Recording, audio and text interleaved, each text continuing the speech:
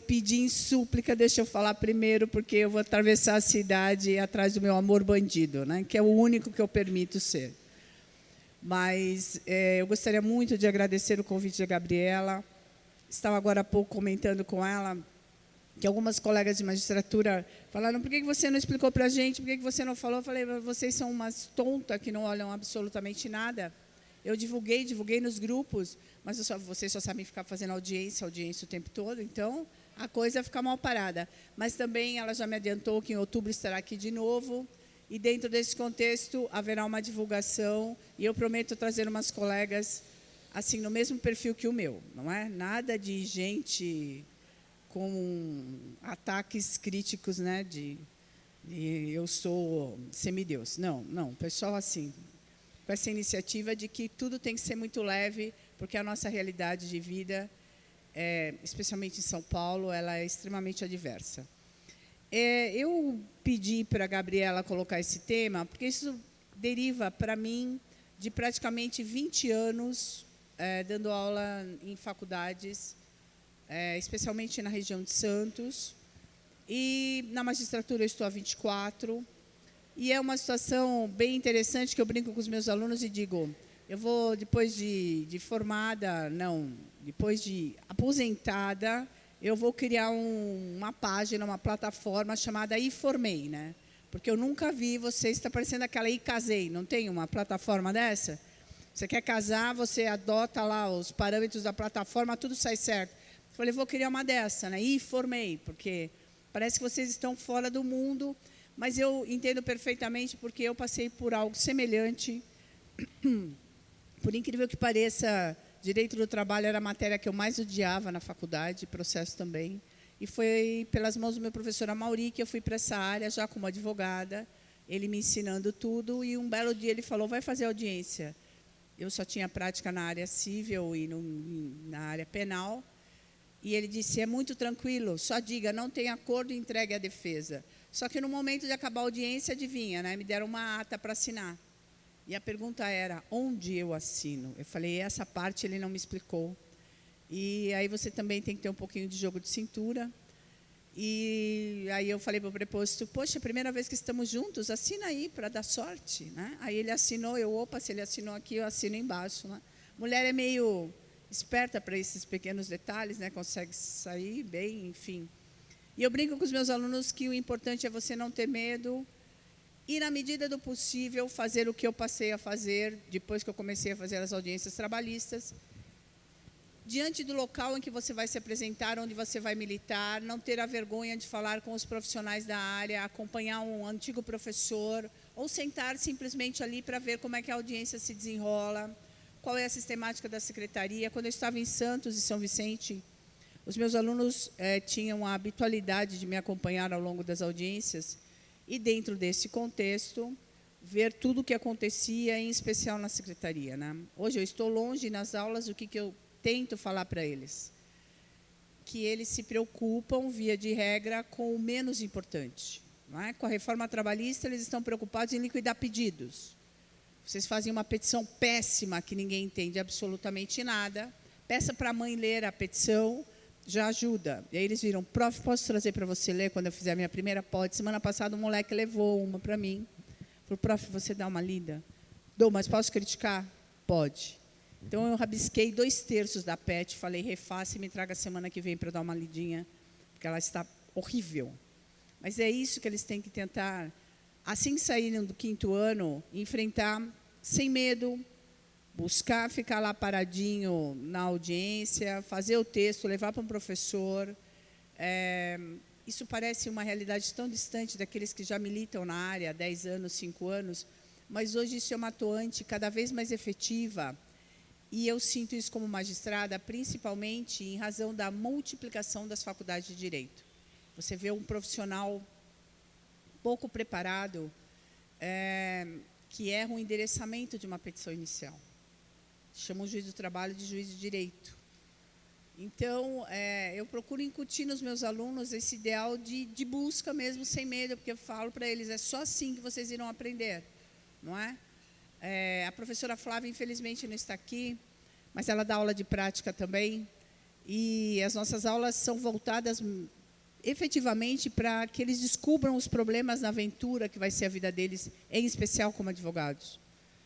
E dentro desse contexto, as dicas que, por exemplo, eu dou como juíza, é no sentido de apresentar alegações finais diretamente ao juiz da vara, quando substitui no tribunal e falar ou fazer a sustentação diretamente com o relator, com o revisor e com o terceiro, sem medo, sem medo.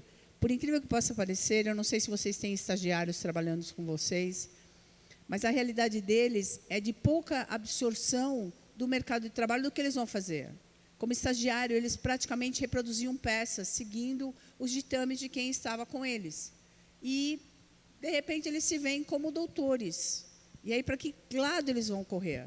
Não é? Quantas vezes não estava... Eu substituí no tribunal durante quase 5 anos ininterruptos, e você está passando num corredor, alguém segura seu braço e fala, prof, eu nunca vim aqui.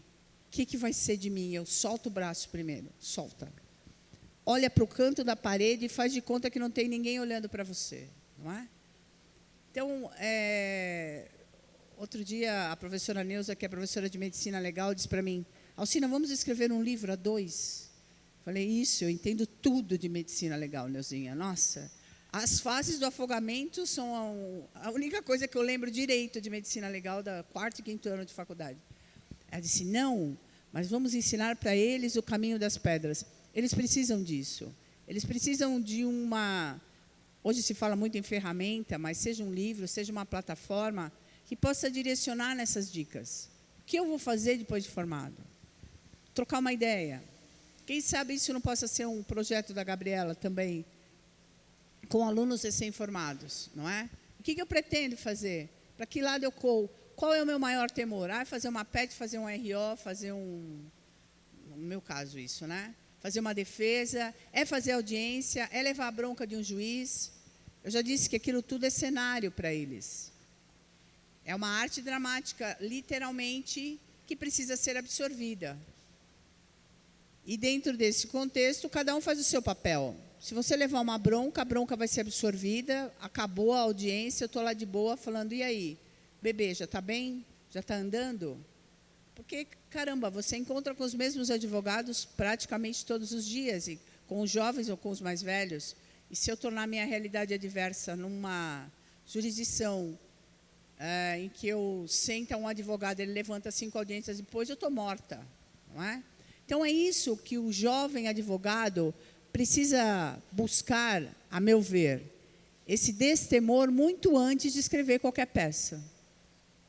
Porque se a gente for só para esse lado, a tragédia está bem pior, porque, infelizmente, a qualidade dos profissionais e a técnica está se perdendo numa multiplicidade de unidades de formação de advogados que não atende às expectativas. É muito complicado, não é? Eu ter, por exemplo, expressões como uma féria. Uma féria. Pagamento de uma féria. Então, eu fui professora de português 20 anos, 15 anos. Então, você receber pagamento de uma féria é algo calamitoso para os meus tímpanos. Não só de magistrada, mas como professora de português. Então, não é um senso só de crítica, mas é algo que acabou acontecendo, infelizmente, ao longo de um grande período, não é, com essa multiplicação de unidades educacionais que pouco educam. E aí você tem um mau profissional já no nascedouro e na parte final, não é?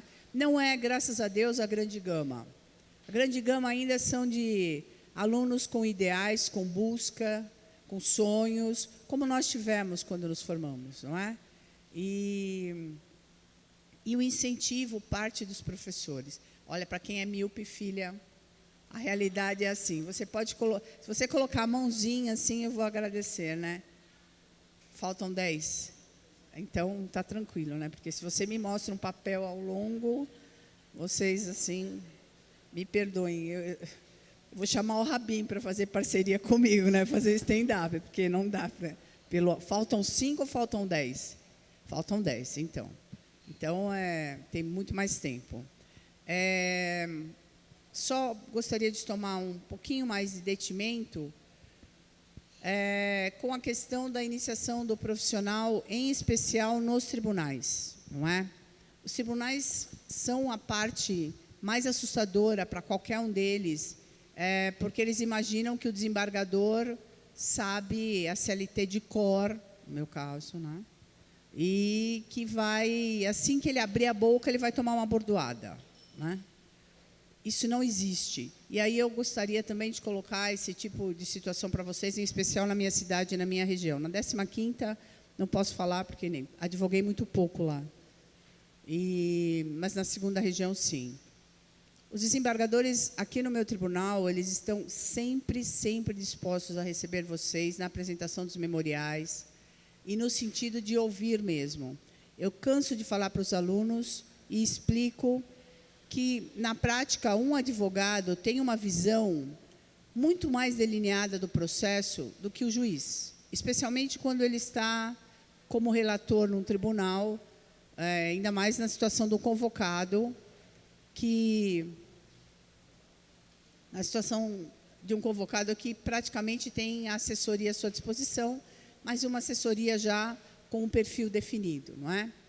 Então, o que eu falo para os meus alunos, e repito, sempre de posse dos memoriais na mão, espere o relator, o revisor e o terceiro para conversar. Se você falar, o juiz está aí, o desembargador está aí, memoriais, pode deixar aqui que eu entrego? Vai ser muito difícil que a gente leia de maneira muito detida esses memoriais.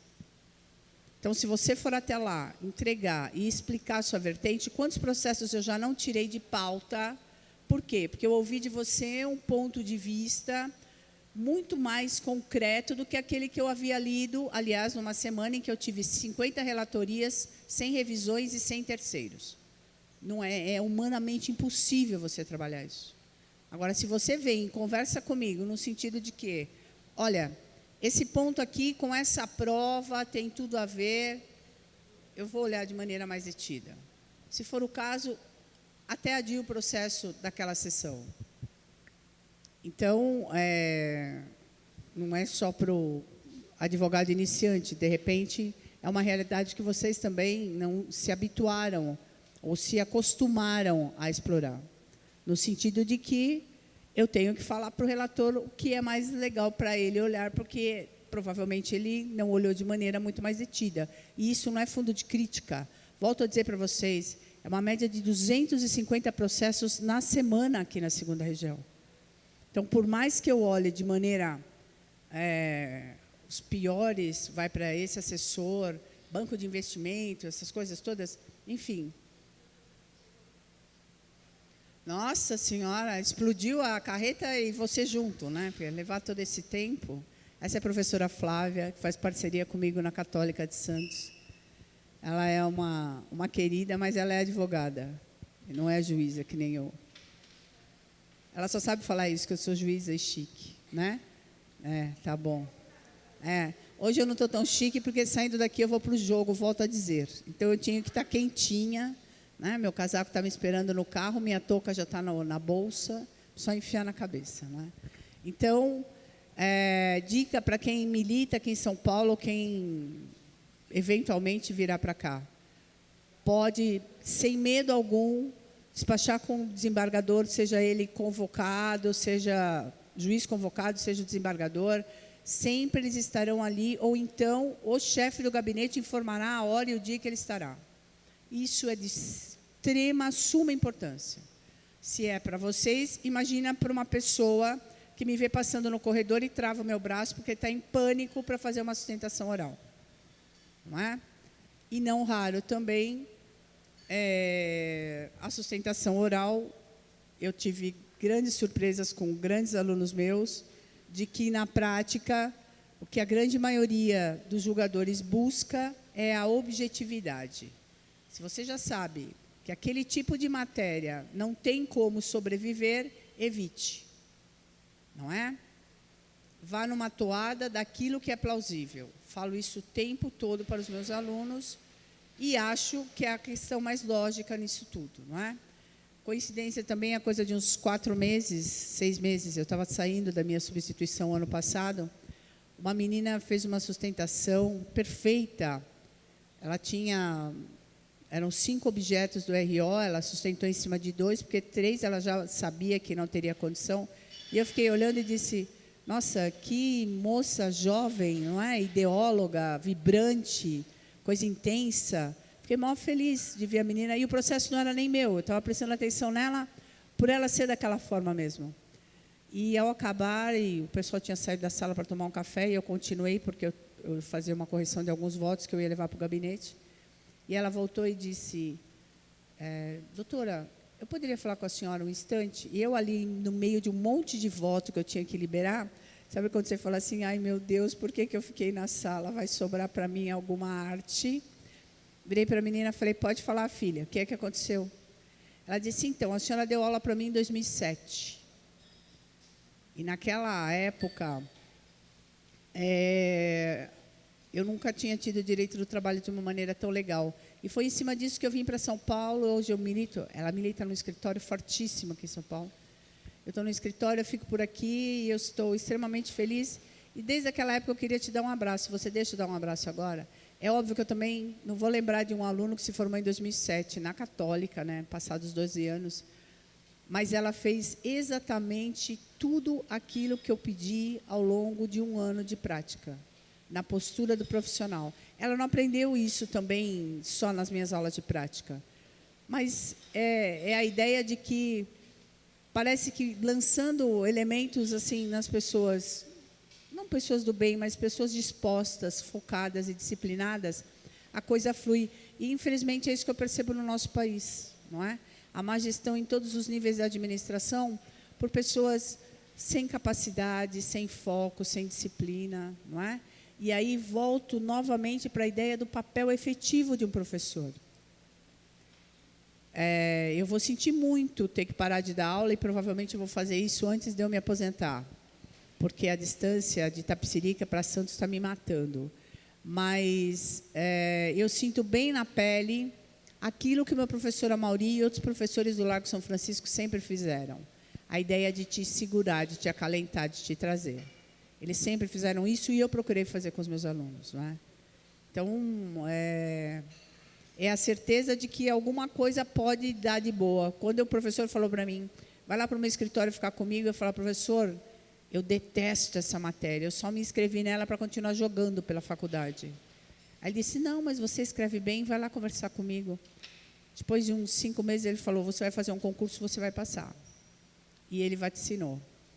E eu queria, assim, ainda que na informalidade do meu bate-papo, eu gostaria que vocês tivessem pelo menos absorvido aquilo que eu falei da síntese, da objetividade e da postura sem medo. A postura sem medo não é a deselegante, não é a mal educada, mas a sem medo de poder conversar com o profissional que vai lidar com o teu processo. Em especial, no último momento que você tiver que falar sobre ele. Porque é a parte fundamental em que eu vou atinar para aquilo que eu vou fazer. Todo juiz é assim, todos. Não tem, mas você vai ter o assistente. Sim, mas você vai passar tudo por mim. Vocês podem ter certeza. E, aproveitando esse gancho, até porque está chovendo e eu vou tomar chuva na arena, né? Eu queria enaltecer a figura dos professores aqui com a minha colega, e eu sei que onde ele está me vendo. Assim, deixar o meu muito obrigado ao meu professor Amauri, que foi uma bênção, um segundo pai para mim, tá? Em outubro eu vou trazer um monte de colega meu, prometo, e a gente vai fazer uma parada bem diferente, certeza, tá bom? Muito obrigada. Gabriela, você é uma linda, uma linda. Eu acabei de dizer isso para ela. A minha cidade precisa dessa energia boa que o Nordeste traz, né? Essa coisa sem pressão, sem reclamar do trânsito, sem saber que tem alguém te esperando para dar o ingresso, que já me mandou pelo menos 25 mensagens enquanto eu estou aqui. Doutora, onde você está? Aliás, ele está me mandando mensagem desde as 10 da manhã. E aí eu falei, vai me encontrar em Pinheiros. Ele, eu estou no Parque São Jorge. Então não reclama, não enche o saco, não é? Mas essa situação leve, essa coisa boa, é só mesmo o pessoal do Nordeste que traz, né? O paulistano não tem muito disso. Então, foi uma troca boa, uma energia positiva. E, assim, embora eu venha falar do jovem advogado, eu gostaria muito que as minhas palavras reverberassem um pouquinho em vocês quando vocês estivessem atuando aqui.